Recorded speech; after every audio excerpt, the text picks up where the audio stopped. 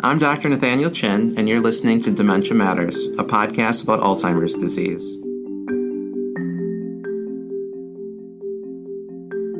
Dementia Matters is a production of the Wisconsin Alzheimer's Disease Research Center. Our goal is to educate listeners on the latest news in Alzheimer's disease research and caregiver strategies. Thanks for joining us. Welcome back to Dementia Matters. From July 16th to the 20th, Alzheimer's disease researchers gathered in Amsterdam for the 2023 Alzheimer's Association International Conference, known as AAIC. The conference is the world's largest forum for dementia research, bringing together researchers, scientists, students, people living with dementia and their care partners, and many more.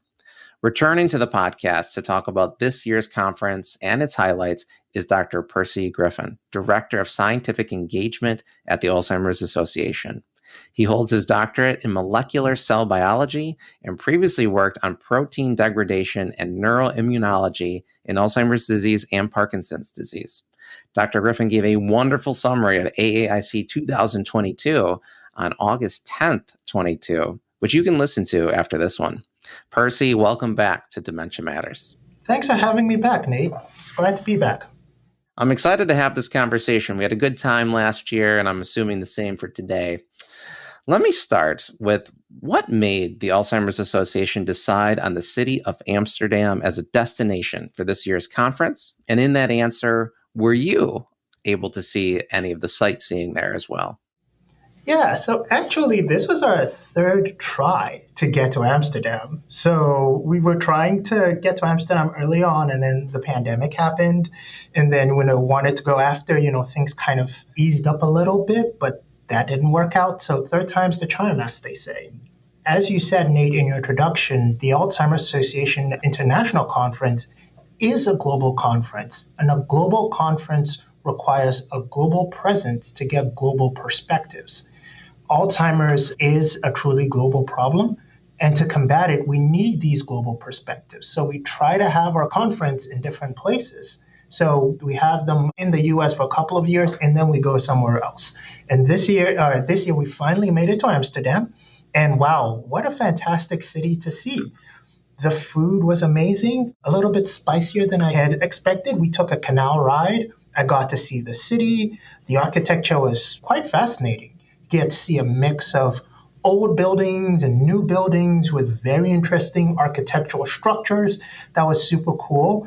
And the bike culture was also quite interesting there. The bikes were there on the streets with us people. It was fascinating. How was your experience, Nate? Well, I want to echo what you said. And I had a wonderful time at the conference, of course. Fascinating presentations, which we'll talk about in a second. But the city was amazing. And I'd never been there before, so I really took advantage. On one particular day, I logged over 30,000 steps. And that is because the city is so walkable. I mean, you have an opportunity to bike, which I didn't unfortunately get to do, but it's a beautiful place. And I agree, there's so many people from all walks of life, from all over the world. It was really nice to see. I would say I enjoyed the museums a great deal. I enjoyed the canals. I too got to take a canal ride. But there's just a great energy. And of course, you know this, Percy, I'm from the Midwest. I love being in the Midwest, but that was quite a location. I'm really excited I'm really grateful that AAIC held it there. I'm wondering too, because it's such an amazing place and because AAIC is still doing virtual presentations and attendance, what kind of turnout did you have this year? Yeah, it was quite the conference. This was our largest in-person conference ever, with 7,509 people joining us there in Amsterdam. So these researchers from around the globe came together with us in Amsterdam, but we are still, as you said, Nate, we're still committed to providing access to people who may not be able to travel for whatever reason. So in addition to the over 7,500 who were there in person, we also had another 3,752 people who joined us virtually for a total of over 11,000 participants.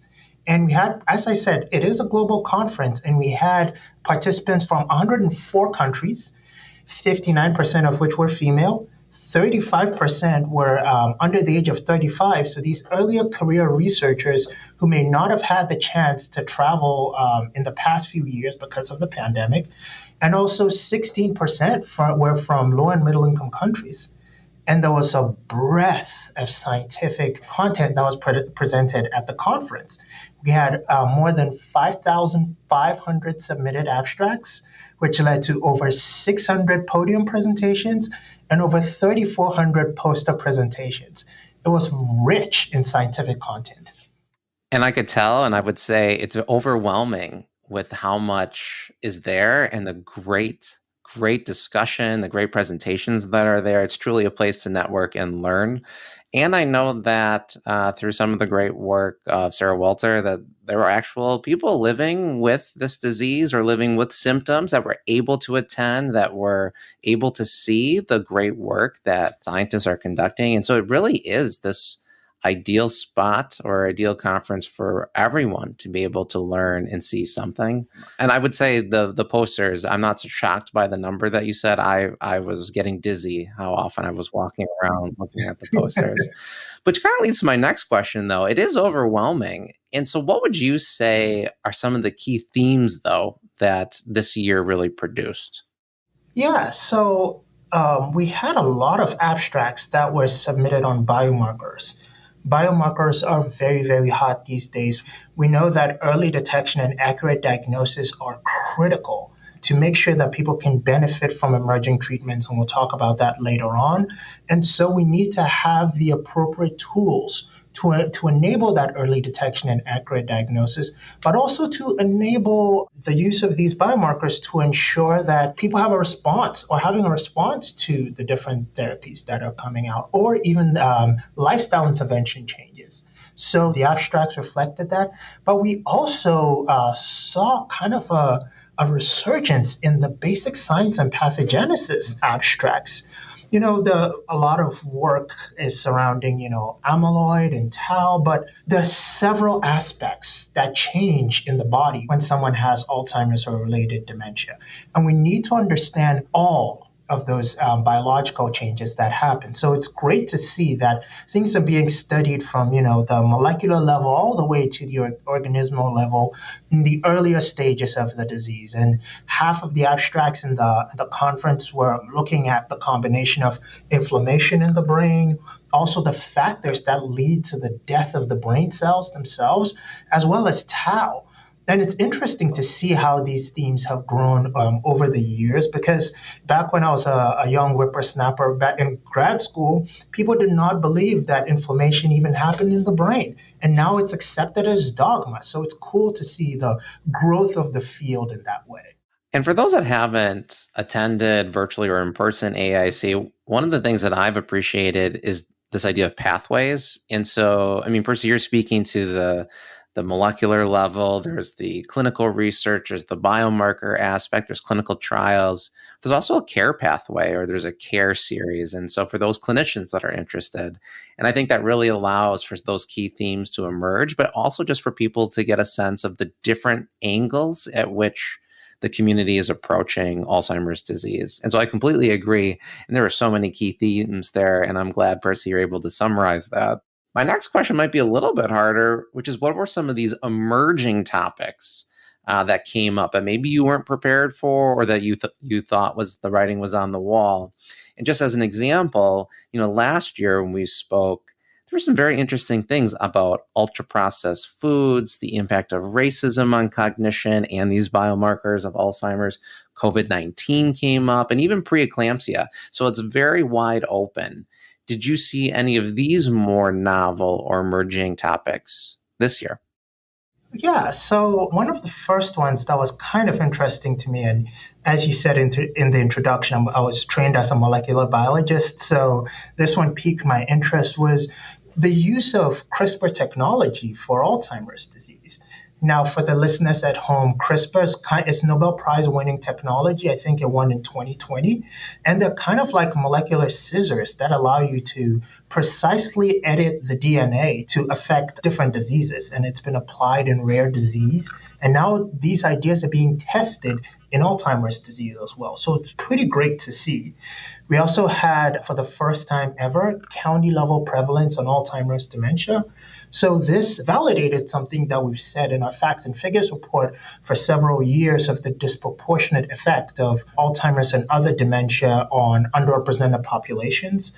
But it also allows us to more directly target public health interventions to some of these local spaces. And I know in Wisconsin, you have Amy Kind, who has the Area Deprivation Index. So it'll be kind of interesting to see the overlay of those two. We had a clinical trial readout on the ACHIEVE study that was looking at hearing aid interventions. Although the overall study was negative, there was some positive signal in individuals who had higher risk for atherosclerotic disease. Now, pointing to the importance of thinking of multifactorial lifestyle interventions versus targeting one thing at a time. And also we had work that was looking at the gut health. There's this connection with the bacteria that's in your gut and how that may affect, your risk of developing dementia. And we also had a closely related study on opioid use and mortality among older adults. Now, we also had a pretty cool story, and this was more on the expected side, but I still want to mention it. A pretty cool story looking at a proof of concept for a simple finger prick blood test and how that may be applied in Alzheimer's disease. But also closely related to that is how we move forward with the implementation of these new blood tests in the clinic. Because you know it, Nate, I know it. We keep talking about these blood tests and people keep asking, so can I get it from my doctor's office tomorrow? Now, the question is, how do we get to the point where it gets to the doctor's office and it works for all people from all communities? We interrupt today's episode with a word from the Wisconsin Alzheimer's Disease Research Center. Over the past year, there have been numerous developments surrounding Alzheimer's disease treatments, but what options are really out there? Join the Wisconsin Alzheimer's Disease Research Center for the annual Fall Community Conversation, happening Thursday, September 21st, 2023, from 4:30 to 7:30 p.m. Central Time at the Middleton Performing Arts Center in Middleton, Wisconsin, and live streaming on our YouTube page. Focused on breaking down advancements in Alzheimer's treatments, the Fall Community Conversation will feature a healthy aging fair co-sponsored by Dementia Friendly Middleton, talks led by University of Wisconsin faculty, and a Q&A with the evening's presenters. To learn more about the Fall Community Conversation and how to attend, go to adrc.wisc.edu/FCC2023. That's adrc.wisc.edu/FCC2023, or find the link in the episode description. Thanks, and we hope to see you at the 2023 Fall Community Conversation. Now, back to today's episode.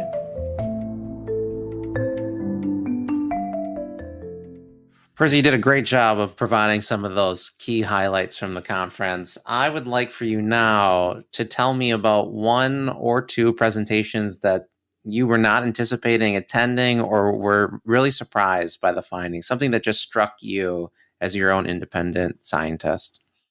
Yeah, so one presentation that I found very, very interesting was the Alzheimer's Association and National Institute on Aging.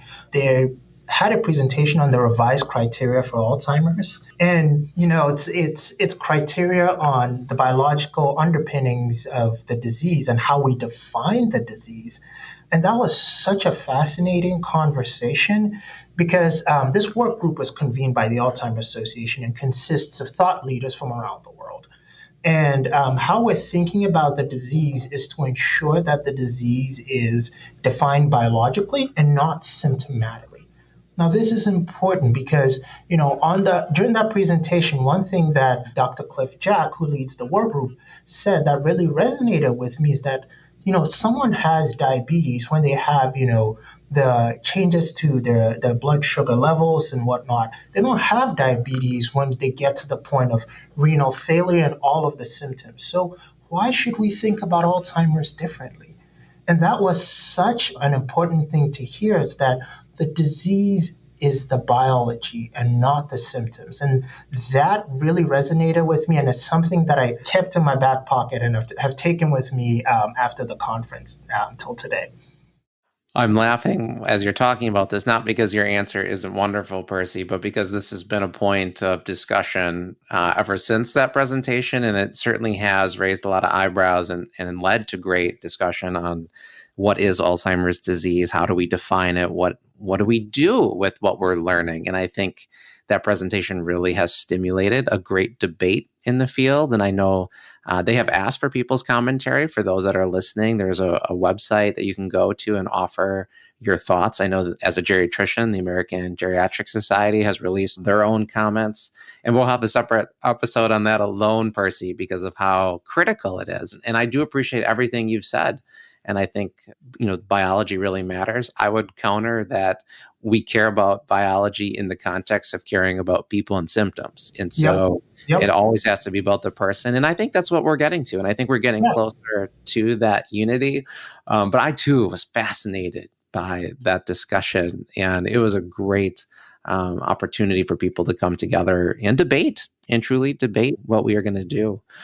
Part of the conference is also clinical trials. And so were there any particular findings or readouts that you were struck by when in the clinical trial space? Yeah, and I think the big one on everyone's mind was the deep dive on a drug called donanemab. AAIC 2023 was the first time that we had a deep dive on the Trailblazer-ALZ 2 study, it was called.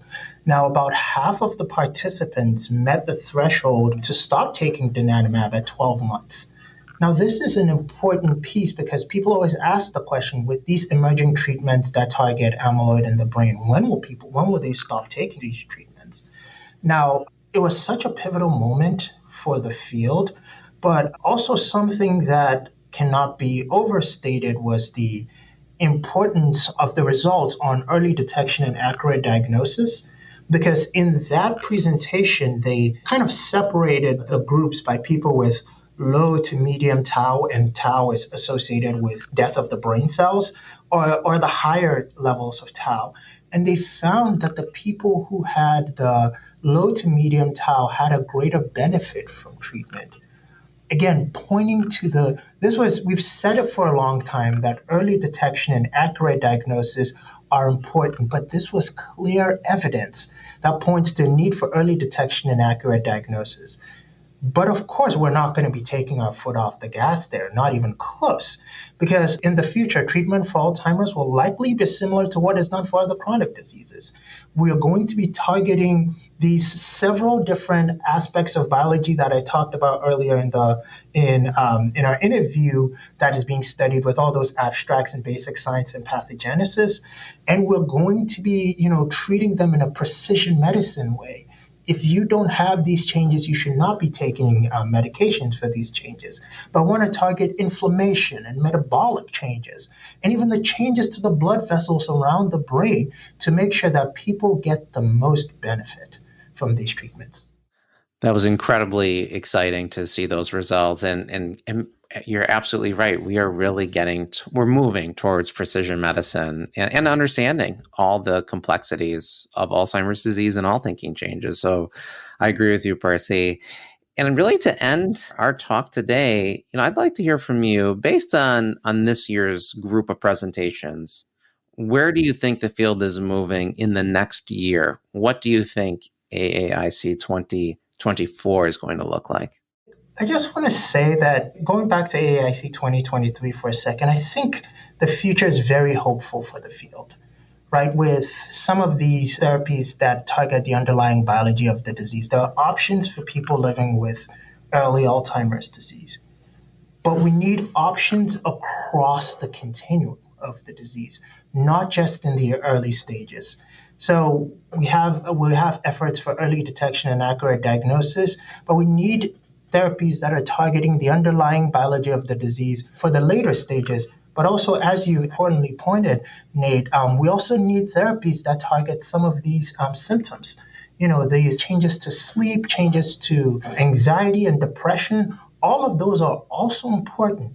But I want to summarize and say this. There is hope in this time of progress. And that's where the field is, and that's where the field is going. Well, that's a wonderful way to end, Percy. I want to thank you, Dr. Percy Griffin, Director of Scientific Engagement at the Alzheimer's Association, for being on Dementia Matters yet again. And I would anticipate you will be coming on after 2024 too. But until then, thanks so much, Percy. Thanks for having me. Thank you for listening to Dementia Matters. Follow us on Apple Podcasts, Spotify, Google Podcasts, or wherever you listen. Or tell your smart speaker to play the Dementia Matters podcast. Please rate us on your favorite podcast app. It helps other people find our show and lets us know how we're doing. Dementia Matters is brought to you by the Wisconsin Alzheimer's Disease Research Center at the University of Wisconsin-Madison. It receives funding from private, university, state, and national sources, including a grant from the National Institutes on Aging for Alzheimer's Disease Research Centers. This episode of Dementia Matters was produced by Amy Lambright-Murphy and Kaylin Rowerdink and edited by Hao Ming Meng. Our musical jingle is Cases to Rest by Blue Dot Sessions. To learn more about the Wisconsin Alzheimer's Disease Research Center, check out our website at adrc.wisc.edu. That's adrc.wisc.edu, and follow us on Facebook and Twitter. If you have questions or comments, please email us at dementiamatters@medicine.wisc.edu. Thanks for listening.